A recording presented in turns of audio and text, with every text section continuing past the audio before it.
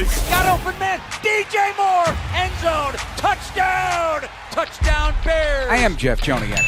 Blitz is on. Down he goes. Brisker. What was it like playing for Coach Ditka? I don't want to answer any questions like that. Pressure coming. He's in big trouble. Down he goes. Montez Sweat. And etc. Now, Bears Etc. brought to you by Chevy Drives Chicago, the official truck partner of your Chicago Bears. A third NFC win in 5 games and a 4th straight win as the Bears surging towards an intriguing future with Super Bowl winning Bears guard Tom Thayer. I'm Jeff Joniak. We discussed today on episode 179 of the Bears Etc. podcast. And this episode of Bears Etc. brought to you by ChevyDriveChicago.com, the official truck of your Chicago Bears. Coming up, our weekly conversation with Bears head coach Ben Johnson after his review of the tape and looking forward to Baltimore. Tom, things have a way of changing on the dime in this league, no question about it. Longest win streak now in 7 years for the Bears. Yeah, you know, those numbers are hard to compartmentalize because you don't want them to be true, but you're encouraged by what we've seen out of Coach Ben Johnson and his team, Dennis Allen, where everybody's going. I'm excited to watch the tape when I get home on Sunday night, and it holds my attention. Before, when we were losing some games consecutively, I was apprehensive about expecting the worst. Now I'm apprehensive about the exciting things I'm about to see. And when you have a chance to slow a tape down, it's really fun to watch football. Yeah, how about this? This will blow your mind. Bears have the best record in the league the last 4 weeks. Awesome. It's just seeing it in print. Don't you just feel excited? Oh, 100%. That's what I'm saying. It's hard to contain my excitement because, you know, I live a public life. So what I mean by that is when I go to the grocery store, when I go to the gas station, when I'm out and people are so excited to talk about Bears football that they're starting to gravitate towards somebody different on the team. They like the fact that Ben Johnson is the type of coach and he carries the seriousness on his shoulder, and it's evident when we get a chance to talk to him. So it's not only fun for me, it's also fun for the surrounding characters that I'm around all the time. Bears tie for second in the NFC North with Detroit Packers 4-1-1 in first place, a division of contenders. So we knew that from the jump. It's going to remain that way, I believe, barring some craziness over the course of the season, which there always is. It may remain that way through the bitter end. That's what we anticipated this year. Right. But, you know, don't we kind of over the last couple of years, we grew an appreciation for the fact that there's so many division games towards the end of the season. And so what you do at this point in the season is really important, what you do at the end of the season. And I do think this is when the Bears are starting to gain momentum and confidence within themselves. And they're, you know, playing a really aggressive, confident style of football. How do you tell a cashier you're a Bears fan without telling them that you're a Bears fan? With the Chicago Bears PNC Bank Visa debit card, which gets you exclusive discounts on Bears merchandise. Find out more at pnc.com/BearsCard. Bears with an NFL high 16 takeaways, 11 interceptions, a plus 11 takeaway differential. Some crazy numbers right there, and much of that production condensed in these 4 weeks. Can they maintain it? I do. You know, I think it was you asking Ben Johnson a question about the sustainability of maybe it was at his press conference, sustainability of turnovers. He goes, it's because the defenders know where the ball is going to be. So it's not lucky. It's not they're fortunate to get turnovers, that running backs are dropping them where they're running down the field to play. It's you get a sack strip fumble. You get a really well-organized blitz. You really get some great anticipation of where they're throwing the ball by the DBs and Kevin Byard, with parentheses around him. So it's about what the defense is doing. You're not lucking into this. You're skilling and preparation into this. 4th straight game-holding teams to just 3 third-down conversions. I mentioned that to Ben. We'll hear his interview in a moment. 4 of New Orleans' first 8 drives ended with a takeaway, turnover, or on downs or a missed field goal. Rattler under pressure. 4 sacks, 1 of 5 with an interception. Well, let's just specifically pass pressure. So you got Montez Sweat, you got Dominique Robinson, you got Javon Dexter. Oh yeah, then you got Kyler Gordon. Then you got Jaquan Brisker. Then you got the linebackers. So everybody has a hand in this. So if you think, okay, we're going to go and I'm the offensive line coach of your football team, and this is what we got to do, and this is the formula we're going to follow to protect against the Chicago Bears. That's out the window, because sometimes you face a 7-man line of scrimmage where they bring 4 guys. You face a 7-man line and they'll bring 5, including a defensive back. So it's not a simple plan that you can just go to the drawing board and put up a bunch of protections that are going to be sustainable against the Bears. It's about making sure everybody understands their assignments perfectly in order to get prepped for the Bears. To your point, 11 guys on defense had at least one what you would call big play. A takeaway, sack, tackle for loss, pass defense, forced fumble, or fumble recovery. Wow. 11. That's amazing. And that's how it felt. It felt like they were flying all over the field yesterday. And we could talk about the blitzes that we both love, seeing Brisker and Gordon and those second and third level blitzes. But everywhere something good was happening. It really was. I think what it's been, the last 2 weeks, we've kind of seen a similarity style of aggressive defensive play. And you add Kyler Gordon, you add TJ Edwards into the mix, and then all of a sudden they're more versatile. They're more reactionary. They have a stronger width of defensive responsibilities. And so I think these guys getting back into the mix, it's really helped them, and they've developed depth along the way when you talk about the guys that were in there playing beforehand. And when you choose a Blue Moon, everything becomes brighter, just like the scoreboard after a Bears touchdown. Celebrate responsibly, Chicago. All right, let's step away and begin our interview with head coach Ben Johnson. All right, thanks, Ben, once again. How you feeling, first of all? Doing great. Yeah, I think we're all in a good spot right now, just in terms of winning a one like that. I think our defense came through for us, and the run game on offense makes us feel pretty good right now. Does it take you a while to come down after a game? Yeah. That's why I love the Sunday at noon games, and fortunately we got 5 more of them in a row here at that same time, because it does normally take a minute. And so if I want a good night's sleep, the earlier the game starts, the better off I am. Yeah, and does that also then extend to the team, because a rhythm of that many noon starts would seem to work for everybody? I'm hoping so, yeah. We kind of talked about it the night before the game. Just this would be a good opportunity for us to get in a little bit of a rhythm. We haven't had many 7-day work weeks, which we got coming up here for the next few stretches. And so this will be good for us. We'll get in a routine, and I think our guys are going to start feeling a little bit better. Who else received game ball? We ended up giving a game ball on defense to Byard. We ended up giving a game ball on defense to Tremaine Edmonds. We gave a game ball on offense to DeAndre Swift, and we gave a game ball on special teams to Blackwell. I want to touch on Byard's interception, so he's collecting a lot of them. The athleticism at his age on a play like the tiptoe on the sideline, that's not an easy pick, in my opinion.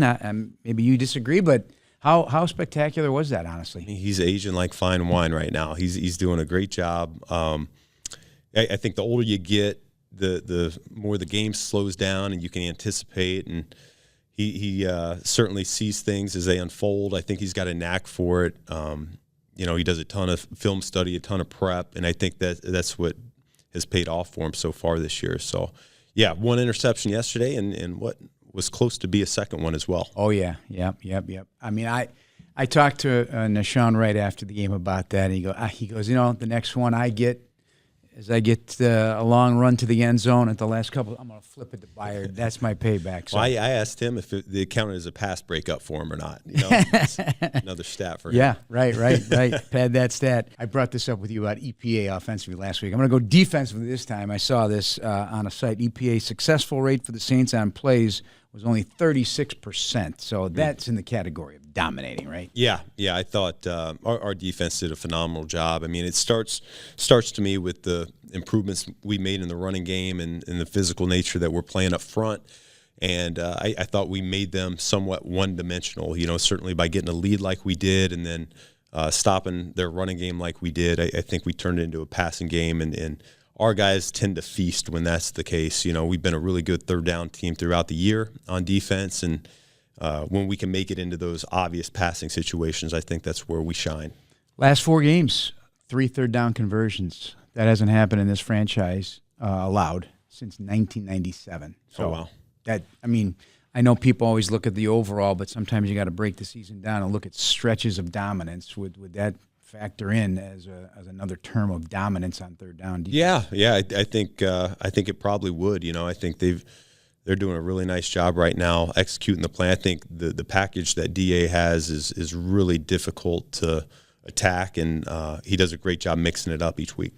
Andrew Billings, I don't know that he gets the appreciation from the media very much, but when he's plugging in there, he's a very difficult guy to move out of there. What about his inside power there? A different type of player, obviously, than Grady Jarrett, but how well is he playing inside, in your opinion? I think he's really taken off over the last 2 weeks. It's no coincidence that our running game is on defense is improved, and Bill's playing some of the best ball he's played in the last year. Since he got healthy again. This is the old Billings as far as I'm concerned. It's what I remember seeing on tape for a number of years there, and we couldn't need it at a better time right now, going against some of these AFC North teams that are coming up that like to run the ball and they preach physicality. When you hired Dennis Allen, you had the conversation with him. You like waves of players offensively, packages. It's going to change week to week. Clearly he does as well. Whole defensive lines are coming in and out of the game, the extra safety looks, the 3. Do you appreciate that? Was that what you also wanted to see from a defensive point of view, using the whole roster? Yeah. There's no doubt. If there's a guy that's up, we want to be able to use him in some capacity. And so, we have a number of guys that their specialty is helping us out on special teams. But I think offense and defense, we're trying to find ways to utilize all these guys that are active. Each guy has a unique skill set, something that he does really well, and I think DA is a good outside-of-the-box thinker there on defense to see where guys would best fit.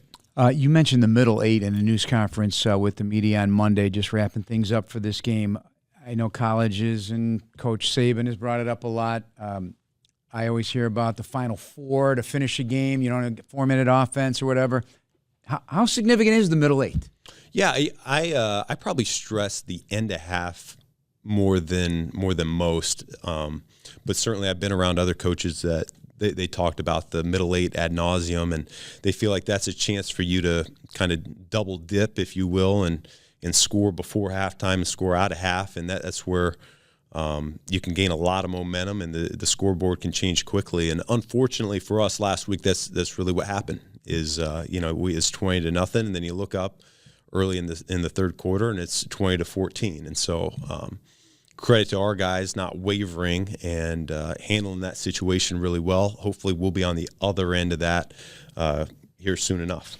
Are you the type of coach that smells blood in the water? Yes. Do you feel that way at times? Do you feel those moments? Yeah, it certainly helps when we're running the ball as effectively as we were yesterday. And so when you're feeling the 5+ yard carries and you can just start piggybacking one on top of the other, it's hard to lay off that accelerator. What was your conversation today? What types of things you discussed with Caleb, and even from his point of view? Yeah, I think it's big picture lens of where we're at as a team, where we're at as an offense, and then where he's at as a player right now, and what he can do better, how he can best help us, not just to move the ball and score points, but help this team the most. And so I think we both know that we need a great week of preparation here this week. We got a full one, Wednesday, Thursday, Friday, and for us to have the result that we want on Sunday, we're going to need a great week. Let's talk about some of the guys that maybe people don't talk a lot about. We got to start with Jake Moody, because it's never happened before, but the 8 he's hit in a 2-game stretch never happened before in Bears history. New guy. They think of Dominic Robinson. Same player, but different eyes on the player, and you guys are pulling things out of him. I could not tell you how ecstatic he was after the game. Just he feels lucky to be here right now because his future was quite uncertain.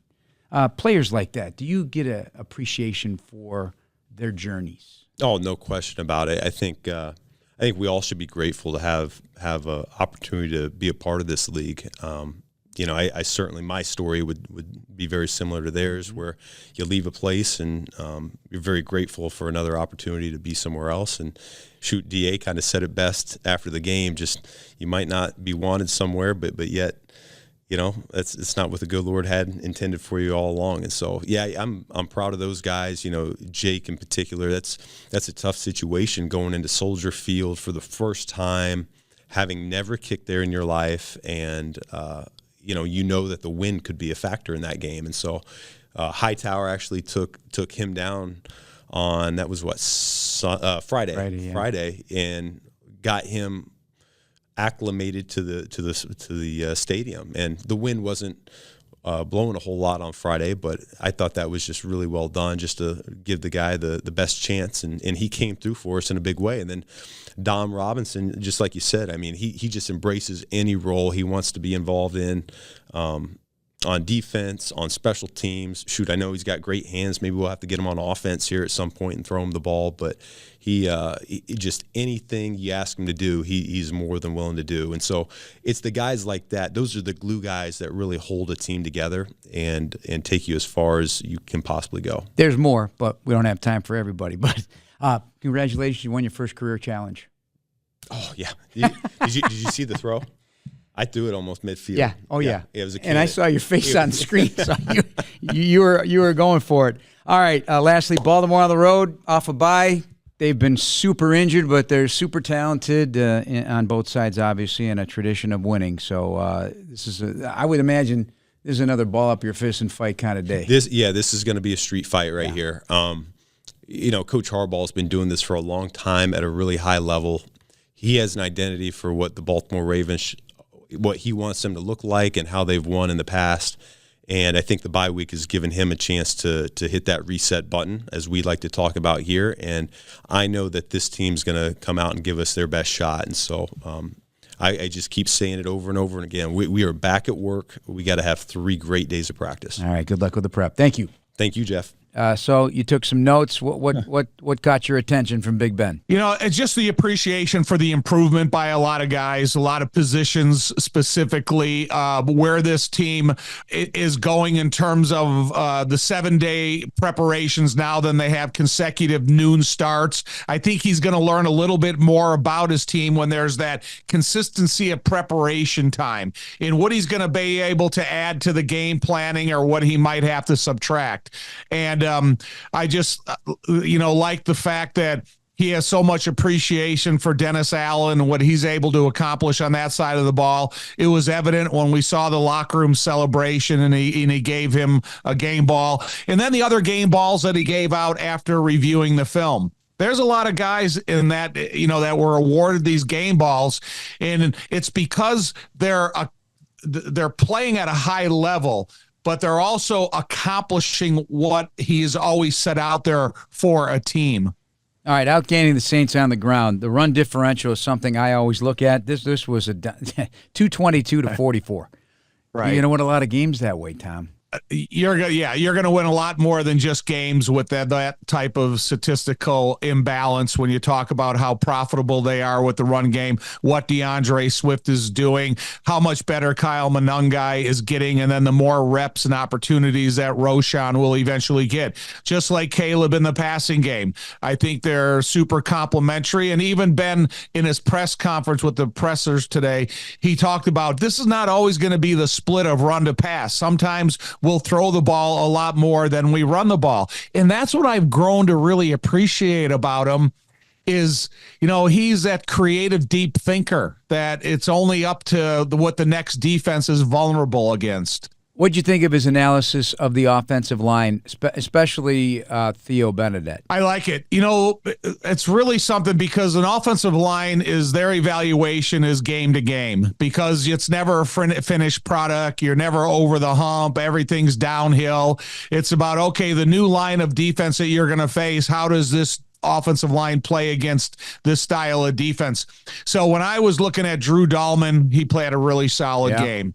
And then when you look at the physical approach to the way the offensive tackle position has been playing the last couple of weeks, They're playing a better, more physical brand of football themselves. And Joe Tooney and Jonah Jackson, we know what they've been able to accomplish so far in their career, but they're starting to play. And Ben often brings up combination blocks because that's so important in the overall first and level success of an offensive line. And Dan Rochar is doing a great job in working the fundamentals with these guys on a weekly basis, because even though they're an experienced group of guys for the most part outside Theo Benedette, they are getting better week in and week out, and it's super encouraging to see because it's still early in the season. Hey, Bears fans, Steinhoffels is a proud partner of the Chicago Bears. This Bears season, Steinhoffels is partnering with Special Spaces Illinois to create dream bedrooms for children battling cancer. For every false start caused by the Bears defense during a home game, Steinhoffels donates $1,000 to Special Spaces Illinois. Shop in-store and online at steinhoffels.com. Another word on that running back duo of Swift and Monangai. First time since December of 17, Tom, Bears had 2 running backs rush for more than 80 yards. You got to go back to a Jordan Howard and Tariq Cohen game against the Bengals. Wow. Well, and again, I think that performance can even be increased because Monangai is starting to get it, and he's starting to show some fast twitch vision. And DeAndre Swift is up to the physical battle as much as anybody on this team. All right, Caleb Williams against the blitz like he's been all year, very good. 7 of 8 for 102 yards. Overall, he admits it was not his best game, but you win a game when everything's not working in the pass game just right. You still got a running game to lean on.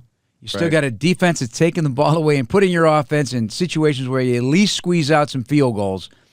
You know, that's going to happen in some games. No matter what we think, no matter what we say, that's going to happen sometimes. And other times the run game is going to get shut down, and Caleb will take care of it in the passing game. Yeah, but, Caleb is also going to sit with all of his coaches that support him, and he's going to learn a lot from his performance in yesterday's game. And I think when you have that same issue, that same occurrence present itself down the road, he's going to have a different reaction to it. Okay, I've scrambled enough. Now I bet you I can get 7 or 8 yards and maybe close to a first down if I run upfield. Or I have to understand the specific design of the play to know where my third or fourth option is going to be.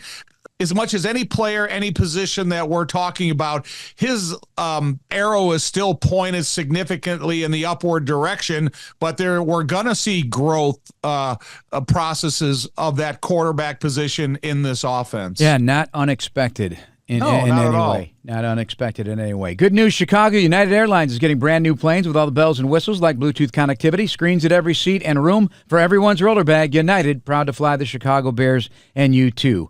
All right, let's talk Jake Moody, because that can't be easy mentally coming into Soldier Field for the first time with concerns of the weather that really didn't materialize in the way that the meteorologists suggested.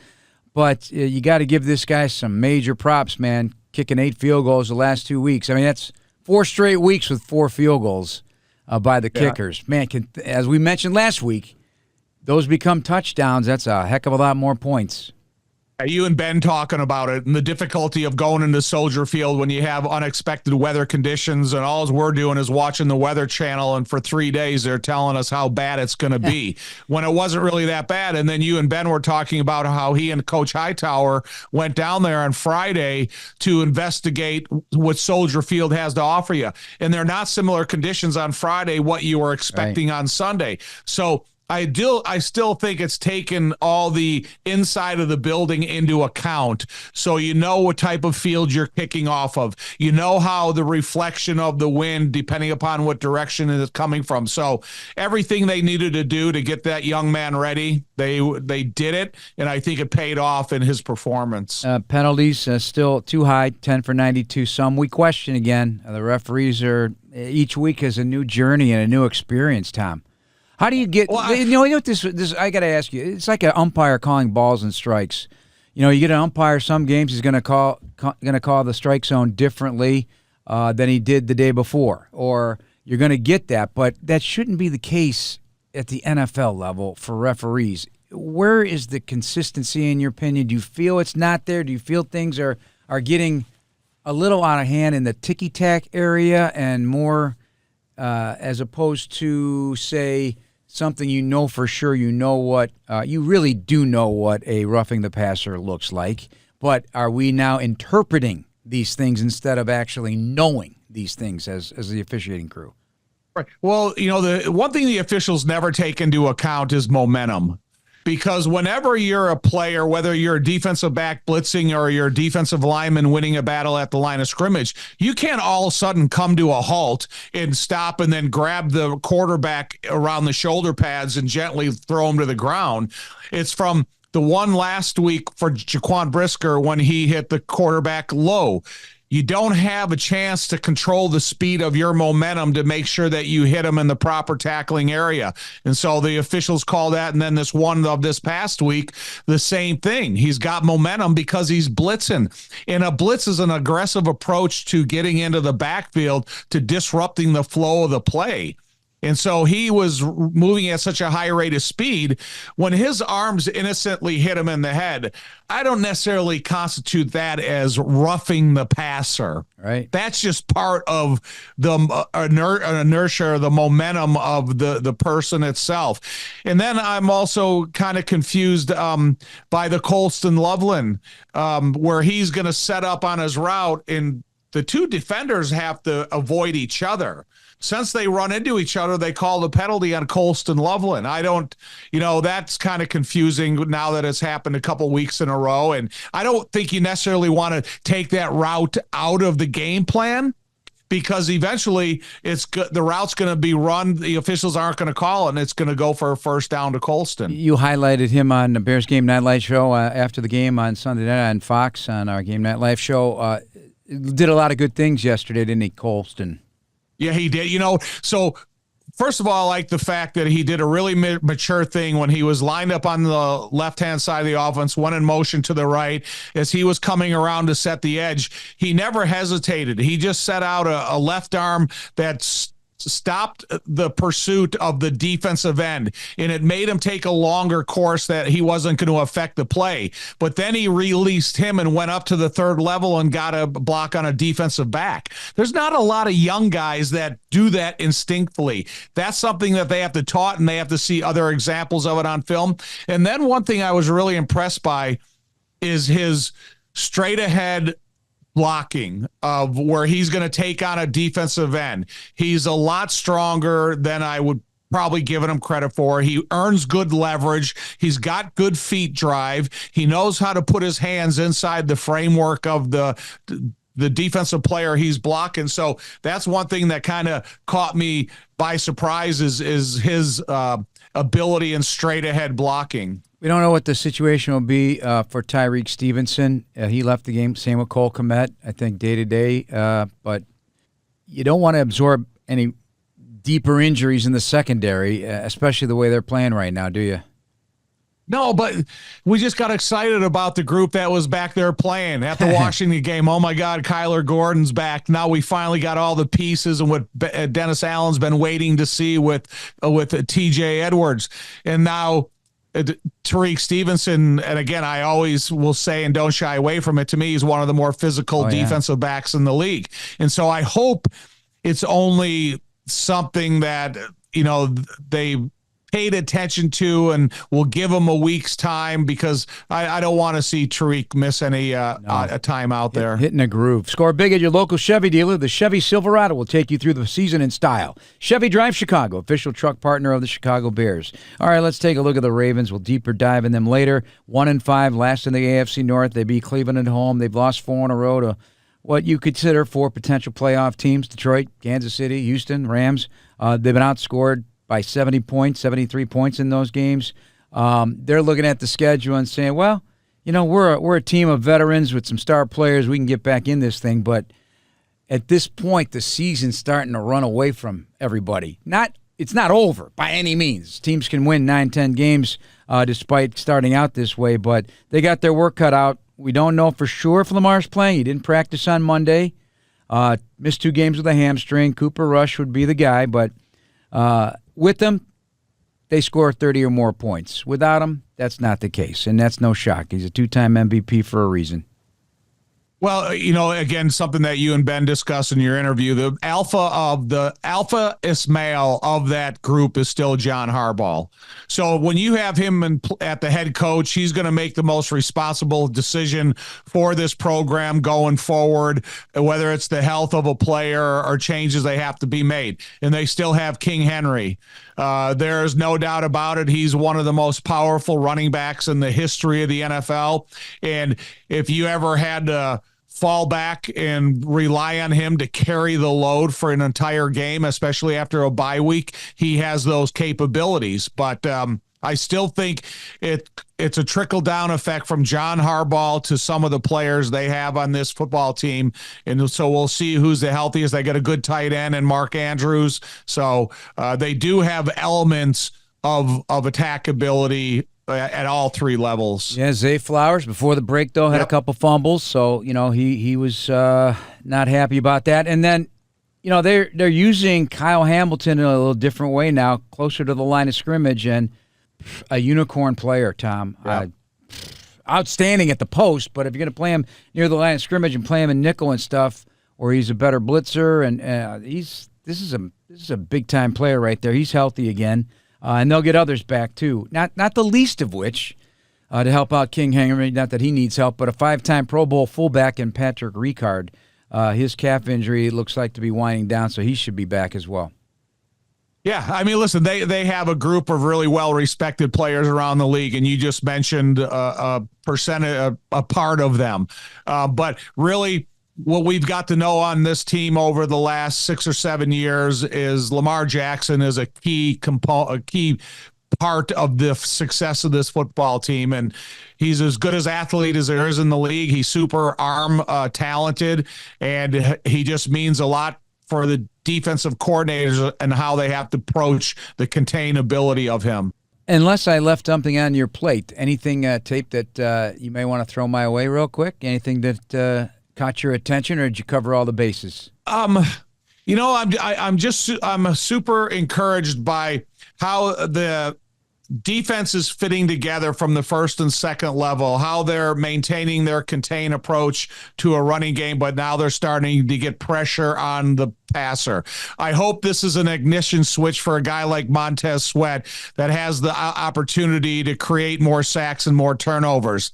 I think that the continuous improvement of a guy like Shamar Turner, and then when they get complemented by Austin Booker, I think it's going to be Dennis Allen's going to have a chance to be even more creative. And then Coach Ben Johnson, is Dominique Robinson really going to catch a pass on offense? Because that dude is a legit athlete. He runs well, he's powerful, he's strong, and he's got that in his background. Theo Benedict's asking also. He was a goalkeeper. Theo, he was a goalkeeper. Let me give you some advice. You're doing a great job at the left tackle position. Don't spread yourself too thin. Make sure that you don't have false starts, and be the guy that you're built up to be. Hey, Bears fans, Steinhoffel is a proud partner of the Chicago Bears. Again, this Bears season, Steinhoffel is partnering with Special Spaces Illinois to create dream bedrooms for children battling cancer. For every false start caused by the Bears defense during a home game, Steinhoffel donates $1,000 to Special Spaces Illinois. Shop in store and online at steinhoffels.com. That's going to do it for us. For Bears head coach Ben Johnson and Tom Thayer, I'm Jeff Joniak. Thanks for listening, everybody. Please subscribe now on the Chicago Bears official app, Apple, Spotify, YouTube, or wherever you get your podcasts. Bear down.